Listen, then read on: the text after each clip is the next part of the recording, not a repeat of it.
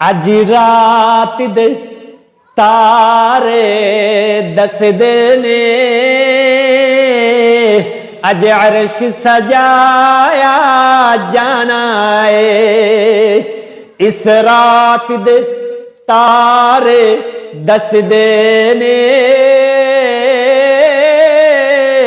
اج عرش سجایا جانا ہے، غاراں وچ روون والے نو مہمان بلایا جانا ہے۔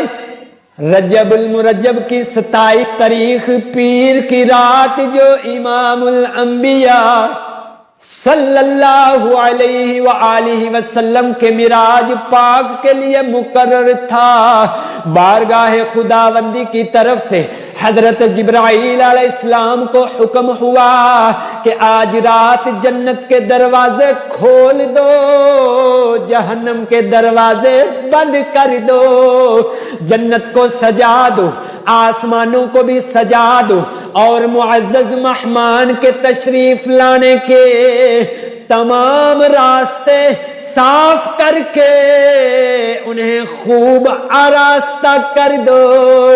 تمام فرشتوں، حوران بہشت اور غلمان و رضوان کو حکم ہوا کہ تم سب کے سب صف بصف دستہ بستہ کھڑے ہو جاؤ، میرے محبوب کے آنے کا انتظار کرو۔ اس رات دے تارے دس نے اج عرش سجایا جانا ہے، اج رات دے تارے دس نے اج عرش سجایا جانا ہے، غاراں وچ روون والے نو مہمان بلایا جانا ہے۔ حضرت جبرائیل علیہ السلام نے عرض کی، یا اللہ،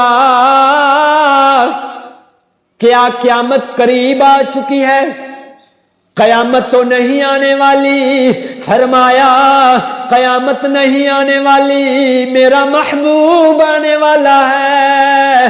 قیامت نہیں، میرا محبوب آ رہا ہے۔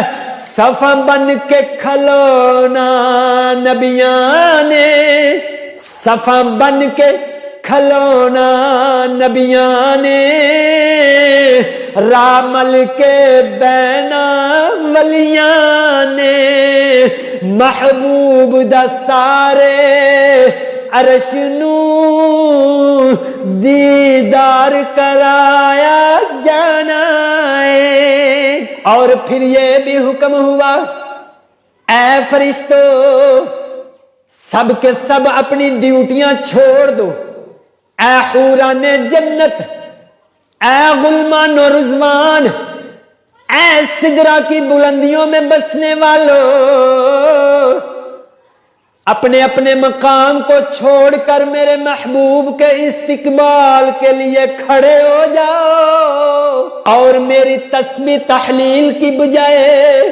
میرا ذکر کرنے کی بجائے، میرے نبی پر درود السلام کے ہدیے پیش کرو۔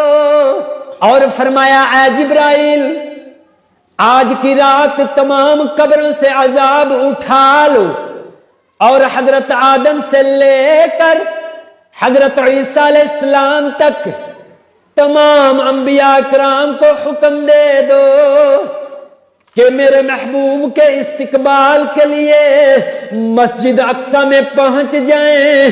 چنانچہ جب تمام انتظامات مکمل ہو گئے، آسمانوں کو اچھی طرح سجا دیا گیا، والی کائنات کے تشریف لانے کے تمام راستے عطر و لبان سے معطر کر دیے گئے، اور سب کے سب حضور کے تشریف لانے والے راستے پر صفیں باندھ کر آپ کا راہ تکنے لگے۔